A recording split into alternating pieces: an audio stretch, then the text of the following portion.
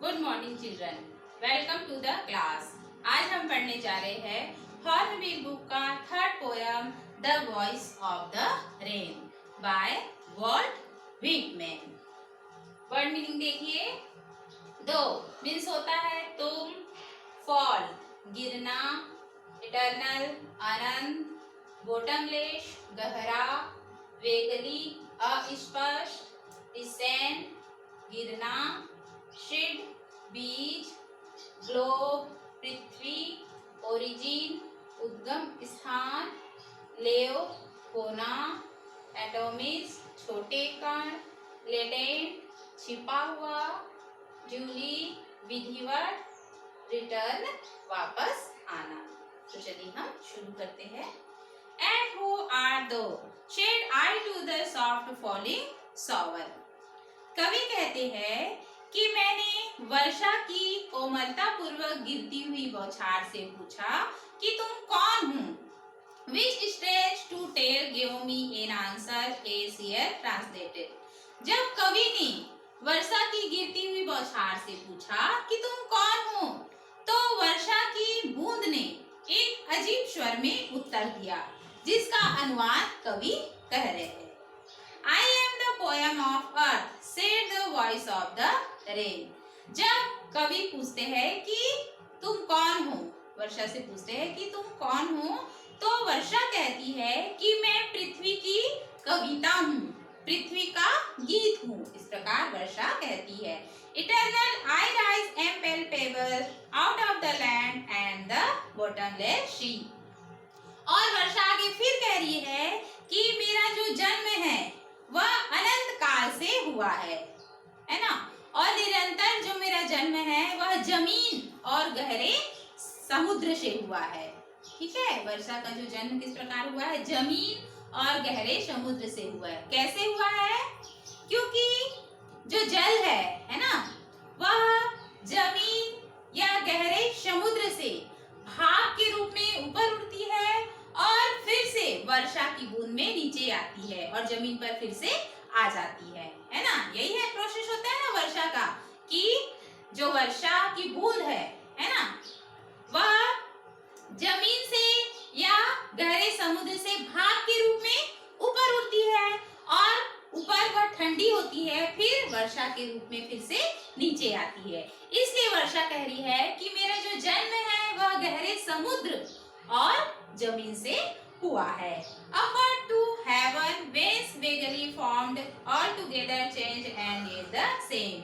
आगे वर्षा फिर कह रही है कि मैं ऊपर उठकर स्वर्ग में जाती हूँ। स्वर्ग मतलब आकाश की ओर जाती हूँ, जहाँ मेरा जो रूप है वह अस्पष्ट है ना। वर्षा भाप के रूप में ऊपर उठती है ना, तो उसका जो रूप है वह दिखाई नहीं देता। जब भाप हमें दिखाई देता है, नहीं दिखाई देता।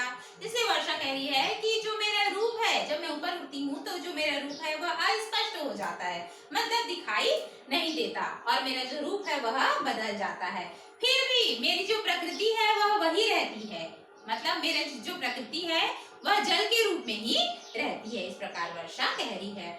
I descend to leave the droughts, atoms, dust layers of the globe. आगे वर्षा फिर कह रही है कि जब मैं नीचे गिरती हूँ, है ना, बारिश के रूप में जब मैं नीचे गिरती हूँ, तो सूखे स्थानों को, मिट्टी के कणों को और धूल के जो परत है उसको मैं धोती हूँ या उसे मैं भिगोती हूँ। मतलब पृथ्वी पे जो जो चीज है ना, उसे मैं भिगोती हूँ या धोती हूँ। इस प्रकार वर्षा कह रही है। And all that in them without me were seeds only, latent unburned. और मेरे बिना जो बीज है वह अजन्मे है ना।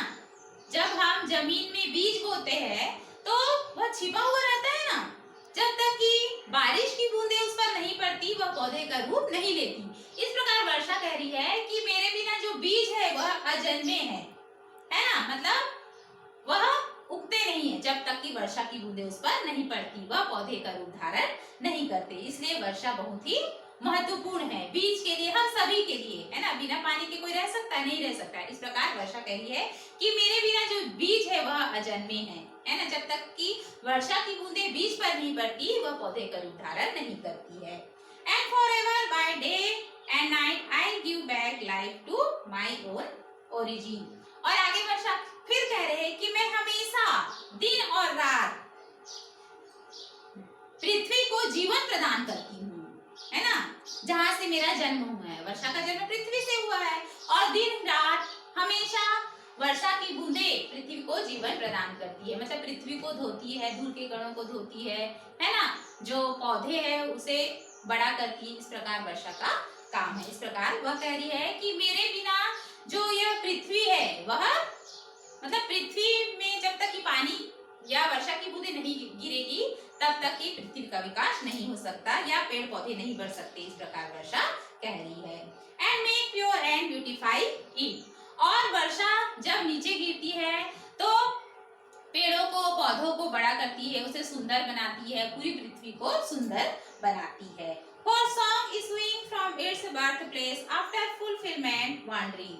और आगे वर्षा फिर कह रही है कि मैं एक गीत के रूप में ऊपर उड़ती हूँ, है ना, पृथ्वी की कविता के रूप में या एक गीत के रूप में ऊपर उड़ती हूँ, मतलब पृथ्वी से, जमीन से गीत के रूप में ऊपर उड़ती हूँ और चारों ओर, मतलब सबको भिगोकर वापस फिर से नीचे, या मतलब ऊपर आकाश में जाकर पुनः बारिश के रूप में नीचे आ जाती हूँ। रेड और unread duly with love return. इस प्रकार मैं प्यार से फिर से नीचे जमीन पर आ जाती हूँ। और आगे वर्षा यह भी कह रही है कि कोई मेरे पानी से, मतलब वर्षा की बूंदों से भीगा है या ना भीगा है, वर्षा को कोई भी फर्क नहीं पड़ता है। उनके गीत को सुना है या नहीं, मतलब वर्षा की जो गीत है उसे किसी ने सुना है या नहीं, वर्षा को कुछ भी फर्क नहीं पड़ता है। ठीक है, तो इस प्रकार यह पोयम कंप्लीट हो जाता है ना। तो आप लोग वर्ड मीनिंग लिख लेंगे।